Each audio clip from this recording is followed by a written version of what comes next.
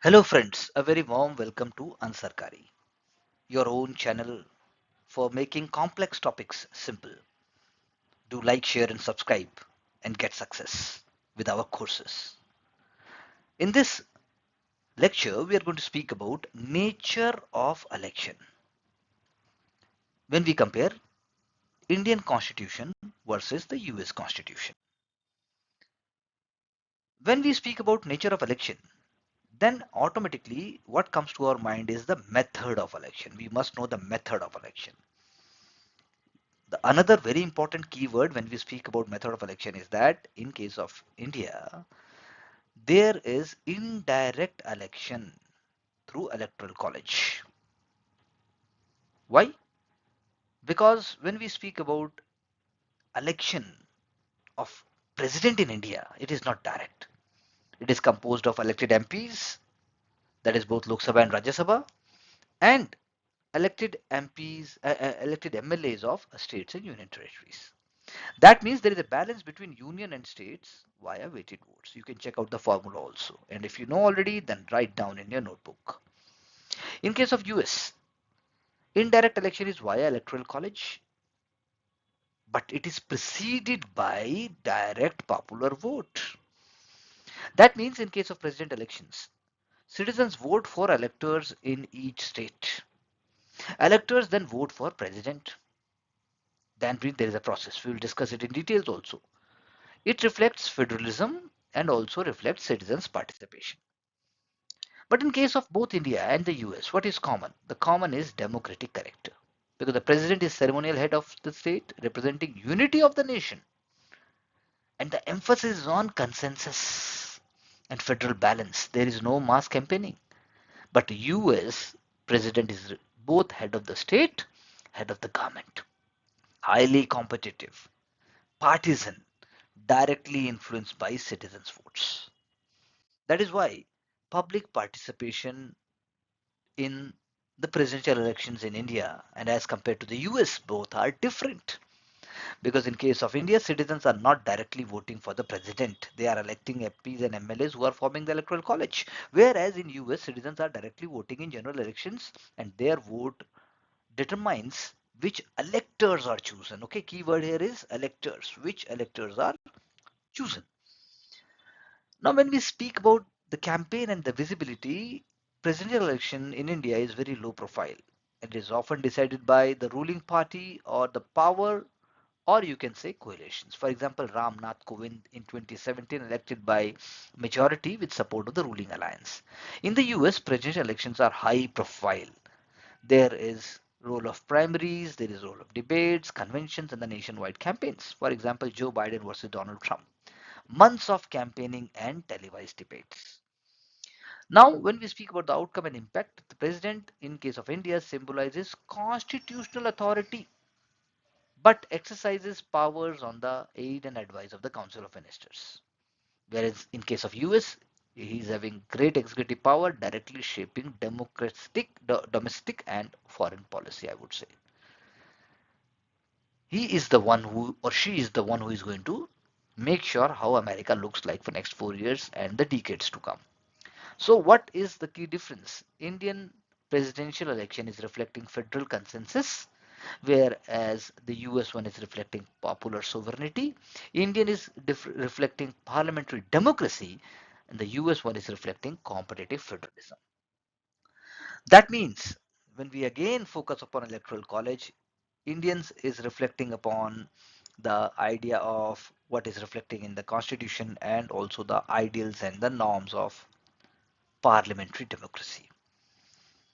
One new point which you can note down here is that the elected members of the legislative assemblies of states and union territories, they are there. Nominated members are excluded. Votes are weighted based upon the 1971 census population figures. This is the 42nd and 84th amendment to encourage family planning and to avoid penalizing states with lower population growth. That was the actual role. We wanted to discourage that, but now situation have changed and new, you can say, ideas expansion is also on the anvil. In case of US, 538 electors in total. Each state electors that is number of representative plus senators. For example, Washington DC has 3 electors. Majority of 270 electoral votes is required to win presidency. You must remember this.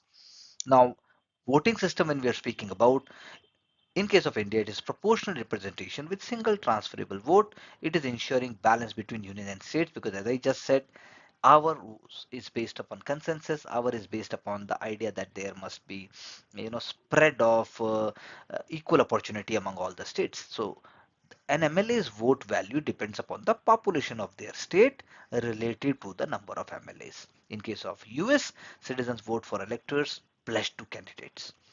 So most states, they are having the idea of winners take all system. Who is going to win? They are going to take that. Except Maine and Nebraska, which is using district method. So in 2016, Donald Trump won Electoral College despite losing popular vote.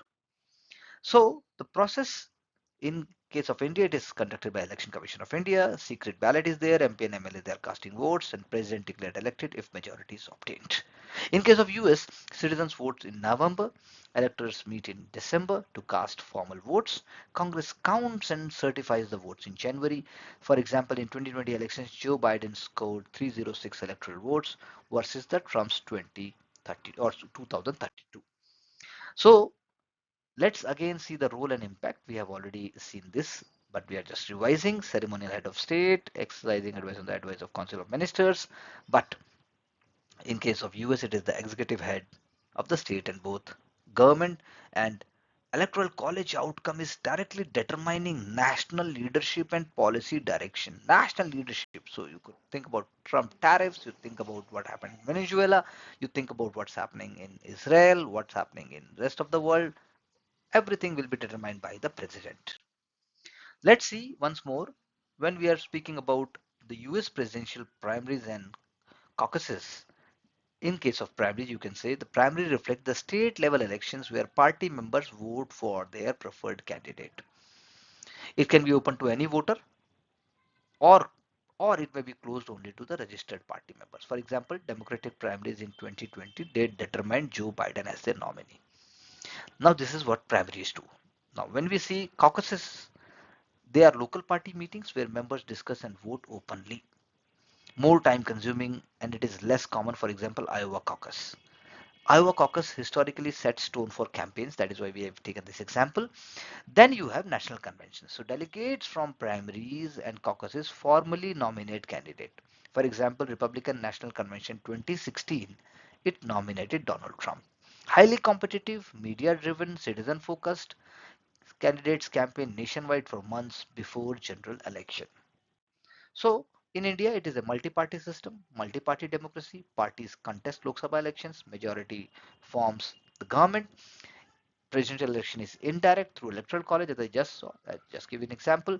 And in case of India, it is national parties and regional parties. They both are playing an important role. Less public campaigning. Focus remain on parliamentary elections. President symbolizes unity, and he is not symbolizing any kind of partisan leadership. That means what we need to remember and revise is that candidate selection in case of US is taking place through primaries and caucuses. It is citizen driven, and there is a direct citizen involvement. It is a media heavy, powerful executive leader is chosen, and two party dominance is there. In case of India, it is multi party with coalition politics. That means the step one is primaries and caucuses. Citizens vote within the parties. Second is national convention, as I already said. Third one is the general election in November, then electoral college in December, step four, and the certification and inauguration in January by the Congress. So we have taken up the whole sequence so that we know the president is sworn on January 20 every time. That is the key thing to remember. So key takeaway is that primaries and caucuses reflect direct democracy, competition and citizen role.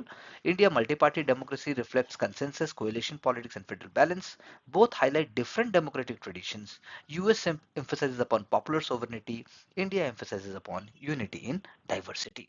That means electoral college is playing an important role reflecting federal balance and consensus, and president is the symbolic head of the state. US is focusing upon popular sovereignty and federalism, which is producing a powerful executive leader. That's how we stop this lecture, and we'll move on with another very important concept in the next video, which will help you to crack the code that is called civil services exam, so that you can get success, serve the society, reach great heights with UnSarkari. Thank you very much.